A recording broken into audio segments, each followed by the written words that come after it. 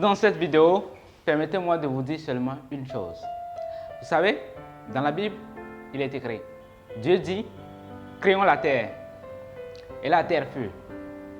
Il continua, créons le ciel, et le ciel fut. Il a fait la même chose avec d'autres ainsi. Mais quand il voulait créer l'homme, qu'est-ce qu'il a dit? Créons l'homme à notre image.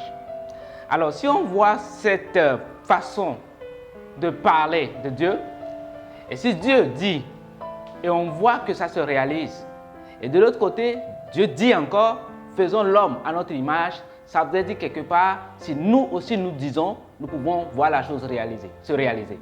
On est d'accord sur ce principe. Je reprends. Dieu dit, faisons l'homme à notre image. Mais le ciel, la terre et toutes les choses ont été créées par Dieu. Et si l'homme a été fait à l'image de Dieu, ça veut dire que quelque part, l'homme aussi peut dire, je veux que cette difficulté quitte dans ma vie et elle quittera. Je veux avoir de l'argent et l'argent apparaîtra. Je veux avoir une tendre épouse et j'aurai une épouse. Vous voyez, c'est une vérité indéniable. Et lorsqu'on parle de la loi de l'attraction tire en fait son essence depuis la Bible. Ce n'est pas la magie. Votre pensée détermine votre avenir. Plus vous pensez positif, plus vous attirez des choses positives à vous. Si vous pensez négatif, vous allez attirer des choses négatives à vous. Rappelez-vous, Dieu a créé le monde avec la parole. Dieu a créé le monde avec la puissance de la pensée. Et Dieu vous a créé à son image. Et donc, si vous voulez que beaucoup de choses belles se réalisent dans votre vie, utilisez tout simplement la parole. Pensez-y fortement et vous l'aurez. La deuxième vérité indéniable que je voulais vous dire, lisez tout simplement Habakkuk 2, verset 2. Vous allez voir que là, Dieu dit clairement, vous voulez réaliser quelque chose, asseyez-vous, écrivez-le et lisez-le tous les jours. Et c'est ça que la plupart des coachs vous diront. La plupart des coachs vous diront, quand vous avez un objectif, il est important de le mettre blanc sur noir. Alors, en faisant cette vidéo, ce n'est pas pour tout simplement vous dire de n'importe quoi, mais c'est juste pour vous dire que le développement personnel et la Bible, c'est deux choses inséparables. Je pourrais continuer par vous dire des vérités indéniables qu'on retrouve dans la vie, dans l'entrepreneuriat, dans le développement personnel, qui sont déjà dites dans la Bible. Je vais vous donner un autre exemple.